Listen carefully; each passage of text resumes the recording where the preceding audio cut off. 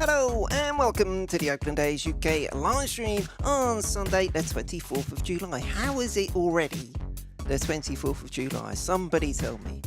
This year is going ridiculously quickly, which is odd considering that the season itself for the A's seems like a bit of a trudge through treacle because of the rebuilding season, but the A's are picking up. And that's what we were hoping for. We had that good win on the road in a series in Houston against the Astros, and we've come off the All-Star break, splitting the doubleheader against Detroit, and then a couple of wins against Texas. So 3 wins in a row. Can you believe it? That counts as a hot streak for the A's this season. The trade deadline is approaching, so we'll be having a look at that on our live stream today, and we will be previewing today's game. I am Matt. I can even prove it by clicking on the right button. There we go. That is my name from the A's UK crew. And we will be live for the next half hour or so, previewing today's game, which looks like this. The game against the Texas Rangers. It is a 1:07 local time start out there in Oakland, so that's 9:07 p.m. here in the UK. So nice evening watching for us here in the UK on what has been a very hot and steamy Sunday. 30 degrees here in the east of England. I don't know what that is in Fahrenheit. It's hot anyway. So yes, glad to be inside in the cool watching some baseball this evening. It's Martin Perez, the lefty on the mound for the Texas Rangers, and Paulie All-Star, as I put in the graphics, on the mound for the A's. Will we be able to get our brooms out today? That is the big question. Hopefully we can. But if you are watching live, you can get involved on the chat. I should be able to see any messages. I will quickly put in a message, hello, on the chat, just to make sure I've set it up correctly, which is obviously never particularly likely. There we go. Going round and round. I think so. Hang on a minute. Now, you all know I am quite good at hitting the wrong buttons. But anyway, I may be able to do it somehow. I don't know. We'll see. But yeah, I'll be able to see your comments one way or another anyway, even if I can't pull them up on the screen. And we should all be a little bit excited because we know this is going to be a tough season. We know what we were in store. We knew full well what we were going to be in store for this season, and what we were all hoping for at some point was for this team to actually just start showing a bit more spirit. I mean, well, that's perhaps a little unfair. They've always shown a bit of fight, but yeah, it's been tough going, hasn't it? So hopefully we are turning a bit of a corner as the second half team that we always are, and hopefully doing quite well. As we come off the All-Star break, I tweeted as we went into the All-Star break that if we could go somewhere closer to 500 the rest of the way, that would be a decent showing for the A's to build on. And that is the way we are heading at the moment. So let's hope we can keep that up. But the first thing we need to do is have a look at the series so far. And we can do that because it's been quite good for the A's, which has been something of a rarity so far this season. The A's are 5-4. I'm trying to get the right dock up. There we go. Let's get rid of that. There we are. Yes, so 5-4, we won the opener on Friday at the Coliseum. And I've put in my notes here, powered by Cole, power from Ramon and Seth, and liability Lou. Oh dear. So, yes, a 5-4 victory, but more nervy than it should have been on a Friday night. We got in the lead, a 3-run bottom of the 5th for the A's, which broke the 1-1 tie. Then Texas got one back in the top of the 8th. Really, really important insurance run batted home by Stephen Vogt to give us that extra run, which proved to be all important in the end because Lee Trevino came in the 9th inning, coughed up a couple of runs, and it all got a bit tense. Liability Lou, he went for a little spell when he was looking okay, not doing too badly at all, but unfortunately he's gone the other way of late. So Texas were in there, but thankfully AJ Puck was able to come in to get the final out, to get us out of trouble. And we can see that if we have a look on the box score. The thing that we want to look at there in particular, of course, the man at the top. Cole Irvin, 7 innings pitched, just 3 hits allowed, 2 runs, only one of them earned, and 8 strikeouts. That's a big thing, I think, that I took away from that outing. Not normally a big strikeout guy is Cole Irvin, but that's 8 Ks for him in this one. Really, really effective by him. And with Cole being effective, of course, the one thing you want as a manager, having solid starting pitching to really give you a chance. Yes, I agree, Sammy. Lou Trevino isn't good for my heart rate either. I know exactly what you mean on the chat. Yeah, Liability Lou is my name for him now. I was reading on MLB trade rumours that apparently some teams might be interested in him, but we will come to that in the trade deadline part. But before we go there, Cole Irvin, really good for the A's on Friday night. Mark Kotsay really glad to have that solid starting pitching. And he spoke about Cole Irvin. If I click the right button, always a danger. He spoke about how well Cole Irvin had pitched after the game. Over the last month, again, I brought his name up in terms of the possibility of an all-star selection for him. He's pitched that well all year, really. And again, he goes out tonight at home. Gives us 7 innings, and really was really dominant in that performance. The month has been great for Cole. I think he settled into the game pretty quickly tonight. Actually, I really liked his stuff from the get-go. He was, again, pounds the zone with strikes. He keeps his pitch count down. He gets some early contact outs, and I think he doesn't beat himself, which is big. Anytime a starting pitcher can go out and attack hitters and force them to swing the bats, generally it's a positive outcome. It is, yes. Hello, Jacob. Good to have you along as always. Good afternoon to you. It is just gone past 8 p.m. here in the UK, so I hope you're having a nice day where you are out there in the States. But yes, Cole Irvin, really good for us. And as Mark Kotsay said, he's been good for us for a while. Just seems to be really steady. And as Mark said there, the big thing about Cole, he doesn't give up too many walks. He doesn't beat himself. And that's something that especially younger pitchers that are still making their way in the big leagues, they can often really get themselves into trouble by giving up too many free passes, letting innings get away from them. And Cole, to be fair to him, for a little while now, has done really well. So great to see Cole Irvin doing so well of late. Of course, we needed, because we couldn't rely on Lou Trevino, again, unfortunately, we needed someone to come in to get that final out, and that man was AJ Puk. Now, Puk, not only did he get us the win on Friday night, he actually got for himself his first save in the big leagues, which was a surprise to me. I thought he'd already got one, but fantastic news for him. And this is what he says, some brief thoughts from AJ Puk after the game. Yeah, it's really cool just to, have that and the accolades, I guess. And, it's always fun situations going there when the game's on the line and, just help the team win. Is that the ball from today? Yes, they authenticate and everything, so I'll be able to take that home. So, yes, AJ Puk getting his first career save. And I know we hoped he would develop as a starting pitcher. That's what we drafted him as. That's what we were developing as. But I think with his injury history to this point, I think we kind of have to think that ship has sailed and he is now going to be a very effective reliever for us. Such a great lefty arm for us. So good for him. And of course, Mark Kotsay was very pleased for his young tyro to get his first career save. AJ coming off the mound tonight, we had a good moment together. Really proud of just AJ this year and his progress he's made and how the incremental successes continue to build confidence, and it's great to see him tonight be able to close out that game.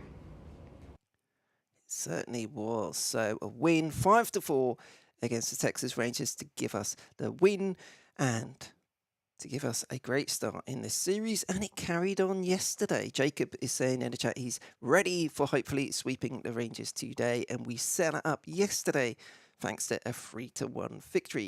It was a night game at the Coliseum. Usually Saturday games at the Coliseum are afternoon games, which is nice for us to watch live, but we didn't get an afternoon game yesterday, so we weren't able to watch it live at a convenient hour. But so long as the A's win, we don't care when we play. And the A's did get a win 3-1. And it was an interesting one. James Caprillion going 5 scoreless. The bullpen was getting the job done, but it was all about manufactured runs. So it went scoreless until the bottom of the 6th inning when the A's were able to play 2, but there was no great big offensive outburst there. There was a fielding error from the first baseman, Nathaniel Lowe, to get 1 run in, and then Chad Pinder got in a run on a sacrifice fly. Now, Marcus Semien, former A, of course, once again hurt us, and he drove in a Duran, didn't he, with a double to make it 2-1. But thankfully, we had the Mile Machine coming up in the bottom of the 7th with a sacrifice fly. It was a great catch in foul territory out in left field by Josh Smith, the left fielder, for the Rangers. Sliding grab, did really well to get it, but it did allow Nick Allen to tag up and score from third base, and that was 3-1, and that is all we needed. And if we have a little look at the box score from that game, we can see doubles for Garcia and Andrews, but runners in scoring position, we only went 1 for 11, so there really wasn't a lot of hitting there, just 6 hits overall. Hit for Murphy, hit for Brown, hit for Andrews, hit for Piscotti, hit for Garcia, hit for Allen. But we got the job done, and that's what you need in a game like that. And of course, we got some good pitching there too. James Caprillion, so 5 scoreless from him, gave up just 2 hits and 2 walks, 4 strikeouts, and some excellent bullpen work out there by the team. And that's something that Mark Kotze spoke about after the game. He was very happy with how this young bullpen is shaping up this year. It's a real mix and match job in the bullpen this season. No real big names, no particularly veteran guys who you can look at a long track record of success as a reliever, but this team has been able to find a way. Mark Kotze spoke after the game last night about how he managed those middle innings, particularly with Domingo Azevedo and Sam Moll. So this is Mark Kotze talking about those guys. Acevedo, bringing him in there, I got my matchup I kind of wanted or figured I might get if they pinch hit with Culberson. And, for Domingo there, it's a big moment in the game, and he's had success in those moments of late. He's got a lot of confidence. He's pitching with that. And basically when he came in, I just said, hey, go ahead and give me a double play here. So, it was a good pitch, sliders down and away, and, ended up rolling him into a double play. Yeah, Sammy's been throwing the ball great. His slider is a wipeout slider, and it's got a ton of break. Confident with him right now against right-handed hitters with the sinker slider combo. Staying with him there against Taveras and Heim. If Heim beats us with a homer there, you tip your cap. But Smith behind Heim, that was probably the bigger at bat there, because the hit there ends up changing maybe the game and the score, obviously. But for me, Sammy's been doing a great job, and I've got full confidence in him, and he came through. Oh yes, he did. Really good by Samuel and Domingo Azevedo. They're 2 guys who've really stepped up this season, of course. We had Danny Jimenez doing really well. Unfortunately, he then picked up an injury, although I think he was pitching, I don't know if he was at the Coliseum the other day, but I know he was pitching off the mound. And looks like he hopefully won't be too far away. So it'll be great to get Jimenez back soon enough. And that really adds a guy to that bullpen that, you always need more arms out there. And really good to hear from them. Now, Vimal Machine got a key sacrifice fly, and we've been hoping, as I mentioned earlier, for the A's to find a way to just get some momentum, get some positivity back going within the team. And Vimal Machine talked about that after the game in terms of how he thinks that maybe after the All-Star break, the team might have turned a little bit of a corner. So this is Vimal Machine after the game, after the A's beat the Texas Rangers 3-1 on Saturday. Winning every day feels good, obviously. But I feel like as a team is way better, because now we have a momentum going towards the second half, and so that's always important. So I always take it as it's not how you start, it's how you finish. So I hope we keep getting good at bats and good and wins, obviously. So yeah. Yes, good to get some wins on the board, and it just breeds confidence, doesn't it? And that's something that also Mark Kotze spoke about, and how he hopes that the team will be able to kick on from here. Yeah, I did feel like we played better baseball leading into the break. You always worry after a 3-day break how a team's going to come out. And, right now I feel like we're playing good baseball, good, clean baseball. And the at-bats, as you talk about, have been better collectively. I think that's led to some of our success right now. It has, and hopefully we can get a bit more success today as we move along.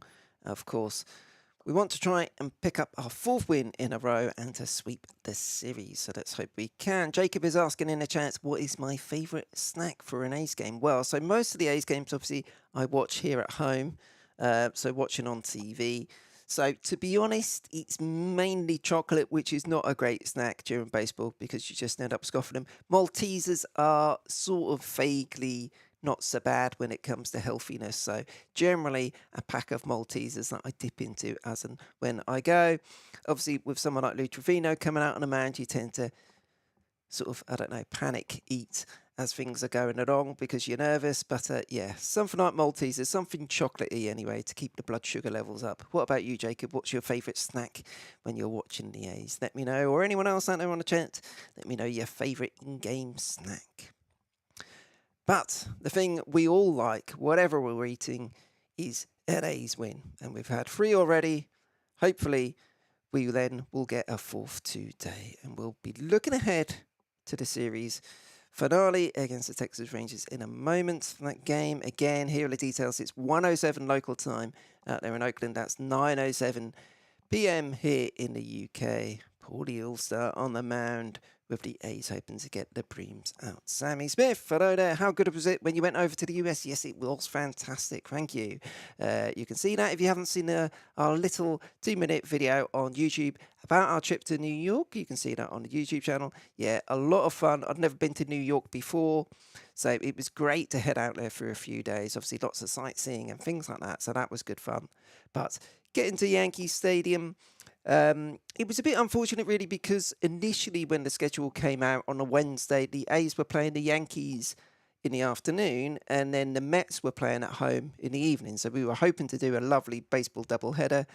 The Mets game got moved forward, so we ended up, a few of us, myself, Dom, another A's UK member, we ended up going to all 3 A's games. A few of the other people who came out for the A series went to the Mets game just to see Citi Field. And most people sort of say that Citi Field is a nicer ballpark. I thought Yankee Stadium was okay.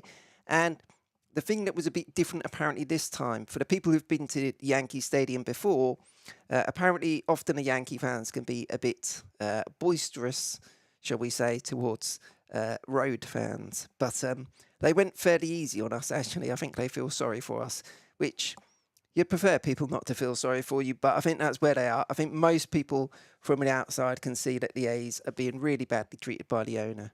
And yeah, so we didn't get too much grief. The main grief I got some grief walking about New York in the mornings before games. Nowhere near the stadium. A few people just giving me a bit of grief for wearing A's tops. I don't know why, but there we go. But actually at the stadium it was okay. So yes, thank you. Had an amazing time. And we will be back out in America in September at the Coliseum. So that's really good. I think there's definitely 4 of us going so far from A's UK. There may be a couple of others heading out there. So we are going there for what was going to be the final home series of the season. So that's 3 against the Mariners and 3 against the Mets.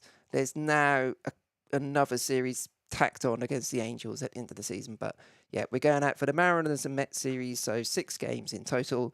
Really looking forward to it. And more details on that when we get there. We'll be posting plenty of content about that, I am sure. Jacob has come back. I would say extra crispy corn dogs. Ooh, with Heinz ketchup. Simple, clean to eat, and you can watch while you eat. Yes, you don't want something too messy, do you? You don't want to be chucking it all over yourself when you're trying to enjoy the game, although it can be a nice diversion from seeing struggling A's team. I guess that's been the thing this year, hasn't it? You know, we've gone into games knowing that it's going to be pretty tricky, and you kind of celebrate the small victories that we get along the way. And I mean, the Mariners have been on a tear recently. I know they lost the other day, but even just 3 wins in a row, it's not much, but it means a lot to us given the fact that, it has really been a struggle this season. If you come to Central Valley, let me know, please. I will let you know. Okay, I'll keep that in mind if we head out to Central Valley. Generally speaking, obviously, the last couple of years, COVID has got in the way.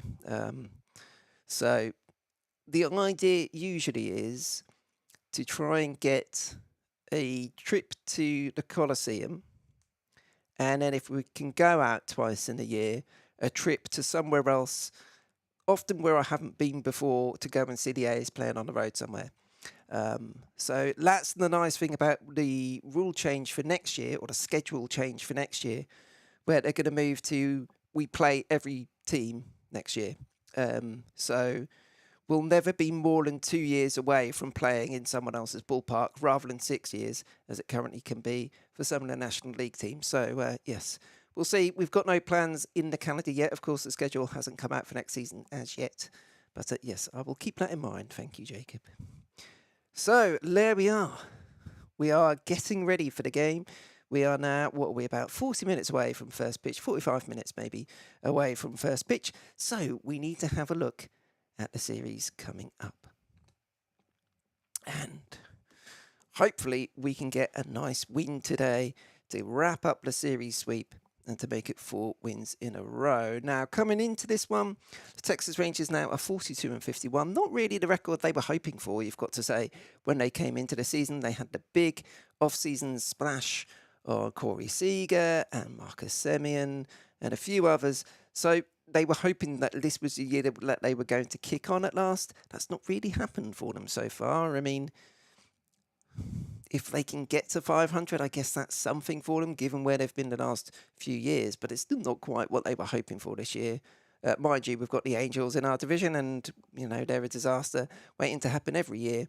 But they can have a positive second half, and I think that's what they're going to be looking at, although it depends, of course, what happens at the trade deadline, whether they decide to trade a few guys away to bring some more prospects into the farm. So they're 42-51 coming into this, but the guy they've got on the mound today has been really good for them.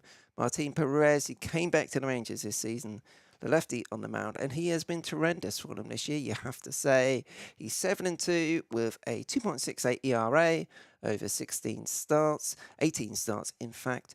The A's have faced him twice already, and the A's have had very little joy against him. We faced him on April 23rd, and he went 6 scoreless innings, giving up only 2 hits. And then we faced him on May 26th, and he went 7 innings, giving up just 1 run on 4 hits. So, what's that then? 13 innings pitched, 1 run, 6 hits. Well, that's not good. But at least it means some of our hitters have already seen him twice so far this year. So maybe it's third time lucky for the A's. And this is the lineup that he will be facing. So the main thing here, of course, is that with him being a lefty, then if we quickly tack over to the bench, we've put Seth Brown, Tony Kemp from our machine as lefties. They're all on the bench, Skybolt too. So those guys are ready and waiting for when maybe a right-handed reliever comes in at some point.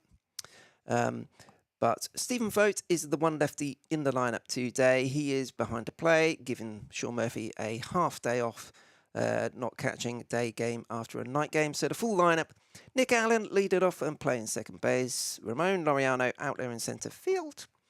Sean Murphy DHing today. Chad Pinder in left field. Elvis shortstop. Stephen Piscotty starman in right field. Batting seventh is Garcia, and Demis Garcia, good to see him. They got a hit the other day. Hopefully he can get a couple of hits today playing first base. Stephen Vogt behind the plate. Big hit in Friday's game for Stephen Vogt. I believe in Stephen Vogt as always. And Sheldon Noisy is manning the hot corner at third base and batting 9. So there we go. Again, this is the bench today, 4-man bench. Skybolt, who can play pretty much across the outfield. Brownie's got some defensive versatility, as has Kemp and Machine. So there's quite a bit of versatility there we can count on if we want to mix and match in matchups at the plate, and then make our way around the fielding to mix and match to make things work, depending on how the game goes, really. So it's good to have options, and Mark Cotsey has a few options there today. For the A's, of course, on the mound, Paulie All-Star, Paul Blackburn. Really, really glad that he not only got to go to the All-Star game, but got to pitch in the All-Star game, and of course struck out Jock Peterson in the game. So yeah, really good for him. Looks great in there. I loved the All-Star uniform this year. I know that's always a bit of a controversial one. People like seeing all of the different jerseys, and I understand that, but I do think that the All-Star jerseys this year were pretty sweet. So that was nice for Blackie to have. 6-5 so far this season. Obviously, win-loss records you can kind of throw away with our team this year. 3.62 ERA. Now, he didn't have a great start last time out, and that was against these Texas Rangers. Gave up 5 runs, walked 4. But, to be fair to him, he found trouble and then still managed to find a way to pitch 6 innings, which is obviously not what you want. You don't want to have a decent effort when you've given up 5 runs. But it showed the maturity of him as a pitcher that he still was able to at least give the team 6 innings and give us a chance in the game. So it'll be interesting to see how he maybe adapts his game plan a little bit against some of these Texas Rangers hitters, given that they got the better of him last time out. But we shall see. That will be good. And then in the reliever corps, 8-man bullpen at the moment. 3 lefties, Mole, Puck and Snead. And then the other 5 righties. So Pruitt and Mackay are yet to pitch in this series. Meanwhile, Jackson and Moll have both pitched in the first 2 games. And Moll only threw 1 pitch. I think it was in the opener, didn't he? So potentially he could go today. But you would think, ideally, Kotsay wouldn't go to Jackson and Moll, particularly because we've got three games in a row coming after today. So pretty much put a pencil through Jackson and Moll today. And the other 6 guys are likely to come in, are likely to be the guys that are looked at by Kotsay to come in at some point. But there we go. That is the lineup and the roster news for today's game. And it should be a good one. I'm confident today. I've not been confident for a while with the A's, but I do think we're going to have a chance.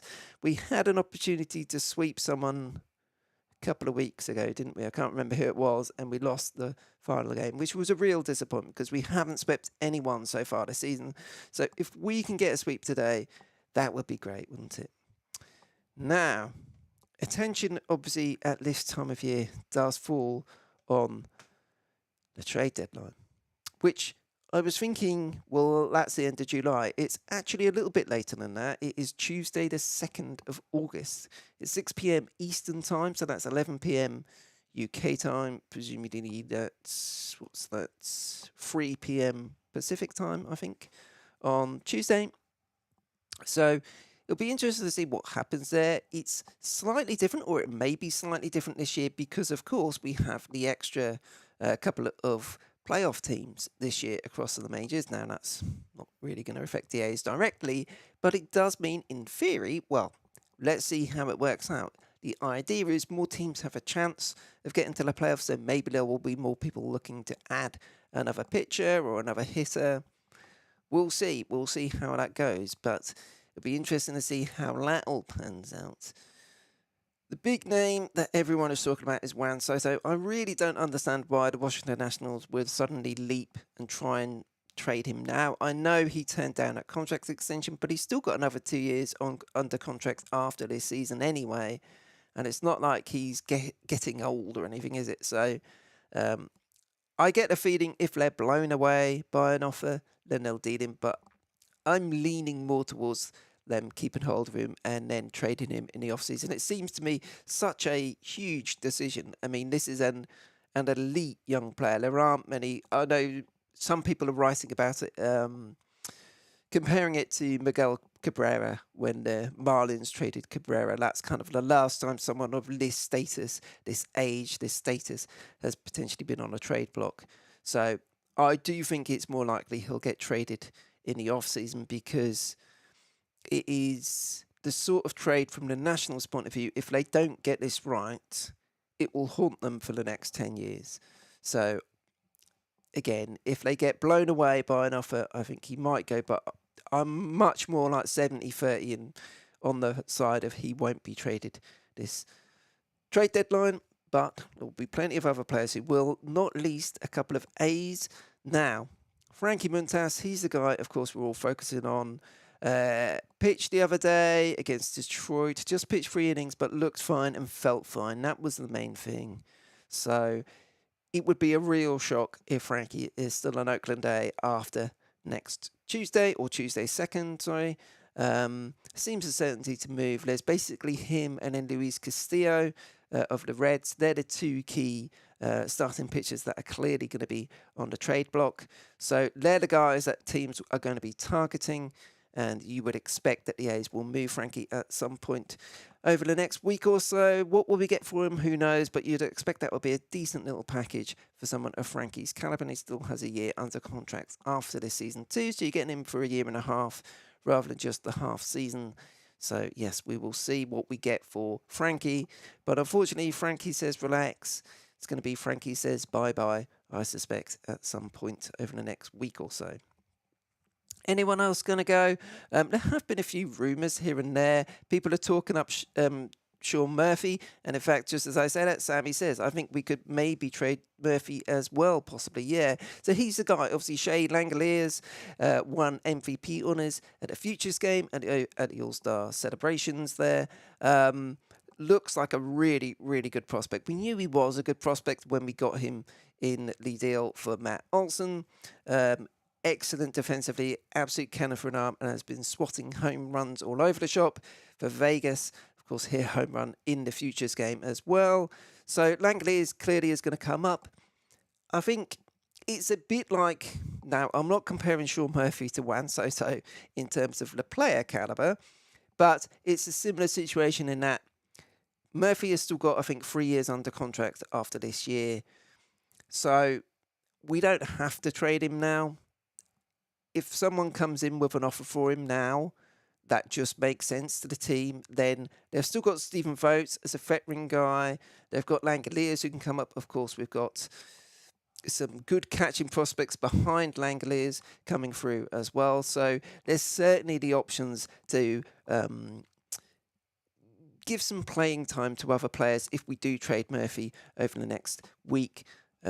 Again, a bit like Soto, I'd be leaning towards it's more likely that we won't trade him over the deadline, but we'll see. We'll see. He is a guy that teams are clearly going to be interested in, and when you're in rebuilding mode, as the A's are, then if somebody wants one of your players, then we're going to be listening for the offers, aren't we?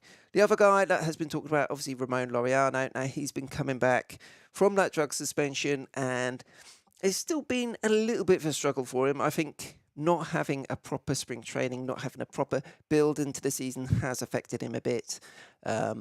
He's doing well out there in centre field. He's obviously moved to centre field after Pache got sent down to AAA. 10 home runs so far this season, so he's got the power.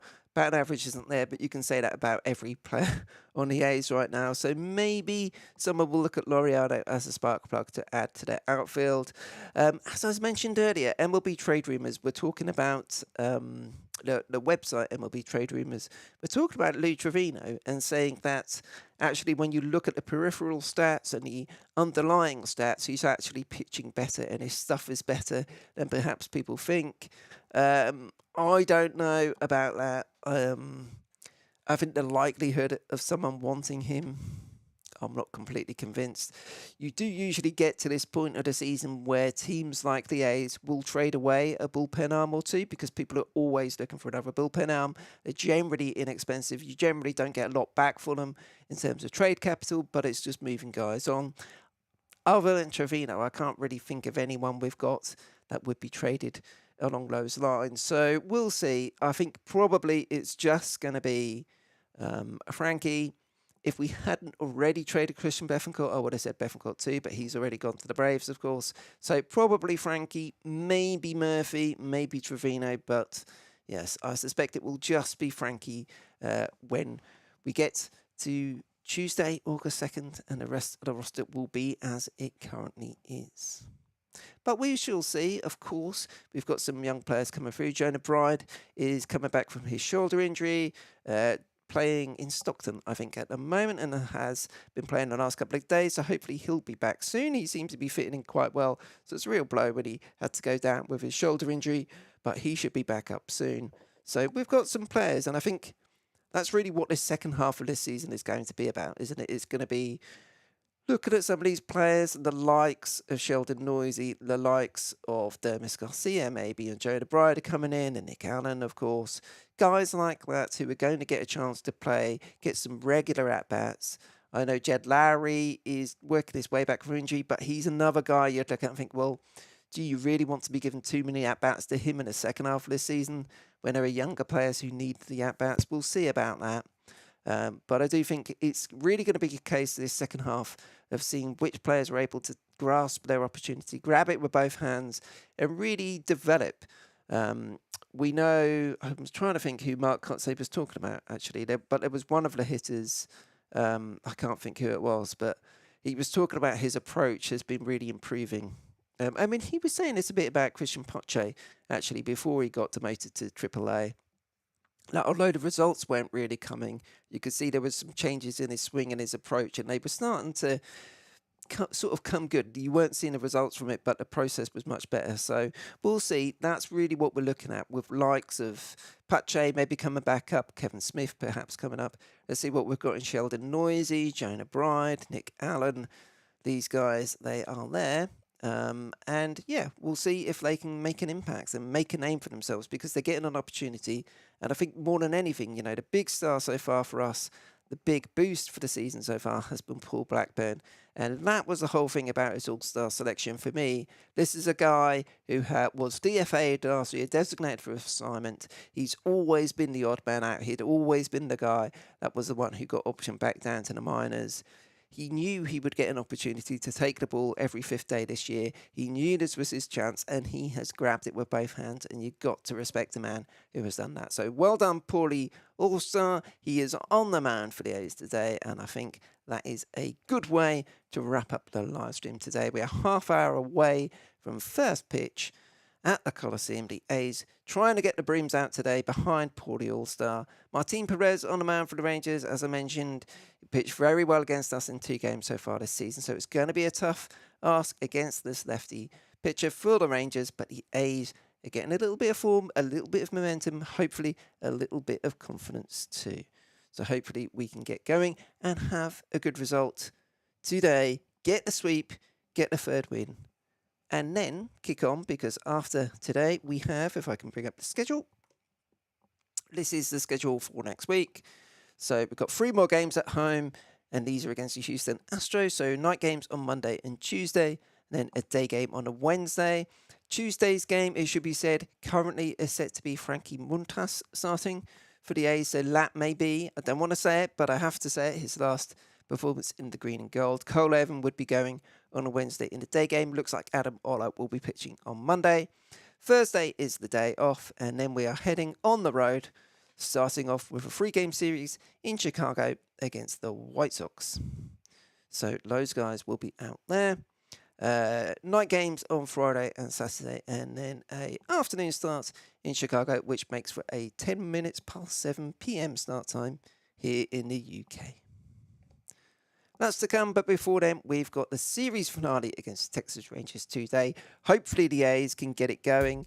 Hopefully the A's can do something positive today and get a win, get a sweep, get that 4th win in a row, and head on to another series against the Astros. It was that good series win against the Astros in Houston, headed into the break, that gave us a bit of confidence. Hopefully we can back that up today with a series win against the Rangers, and then get a series win against the Astros. We'll be well away then. Here come the A's. Don't count us out. Yes, of course you can count us out for the playoffs, but a positive second half of the A's, we would all love to see it, and it is possible, and no better way to start than beating the Rangers today to sweep them up, get that first series sweep on the board, and go from there. Thank you for watching. Thank you, Jacob and Sammy, for commenting on the live chat as been going along. If you weren't watching live, but you're watching on repeat, don't forget to click subscribe and the notification bell, and then you will be notified when we go live. I will do my best to schedule these out a bit better in future. Yeah, it's been a bit of a mad week or so with heat waves and things here in the UK, so I haven't been quite on top of my planning as I had hoped to be, but I will be tweeting out when we're going live in future and all of that stuff. So come and join in the fun, come and join in the chat. hopefully we'll have some more A's wins to celebrate and talk about in the second half than we did in the first half, which wouldn't be hard, let's be honest, but hopefully we can get it done. I'm Matt Smith. Don't forget to follow along at Oakland A UK across all the social media platforms. We will be out there, as I mentioned, at the Coliseum in September, so we'll be talking more about that in the weeks ahead and finally getting around to doing the next podcast. We've been trying to get that scheduled in for a while, so we'll be getting to that soon, I promise. But there we go. We're now less than half hour away from first pitch, Game 3 against the Texas Rangers. Fingers crossed that the A's can do it. Thank you for watching all. I'm Matt Smith. I'll see you soon.